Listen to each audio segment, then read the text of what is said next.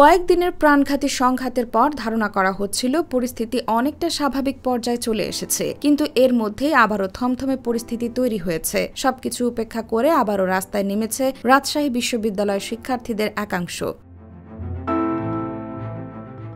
কোটা সংস্কার আন্দোলনকে ঘিরে শিক্ষার্থীদের নিহত হওয়ার ঘটনার সুষ্ঠু তদন্ত ও বিচার সহ ৯ দফা দাবিতে আজ তারা আন্দোলনে নামে। সোমবার দুপুরে বিশ্ববিদ্যালয়ের প্রধান ফটকের সামনে অবস্থান নেয় আন্দোলনরত শিক্ষার্থীরা। পরে ঢাকা রাজশাহী মহাসড়কে অবস্থান নিয়ে সড়ক অবরোধ করে তারা। এ ঘটনায় মহাসড়কে যান চলাচল বন্ধ রয়েছে, ফলে কিছুটা ঘুরে বিকল্প পথে যাতায়াত করছে যাত্রীরা।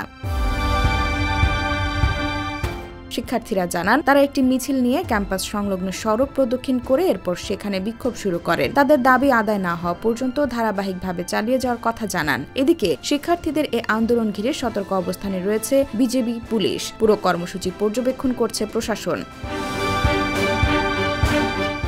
এর আগে রোববার রাতে ডিবি কার্যালয় থেকে চলমান সব কর্মসূচি প্রত্যাহার করে ভিডিও বার্তা দেন আন্দোলনের ৬ সমন্বয়কারী। তাদের এই ঘোষণা প্রত্যাখ্যান করেন সমন্বয়কারীদের আরেক অংশ। তারা আজ সারা দেশে ছাত্র জনতার বিক্ষোভ কর্মসূচি ও প্রতিবাদ সমাবেশের ঘোষণা করেছেন।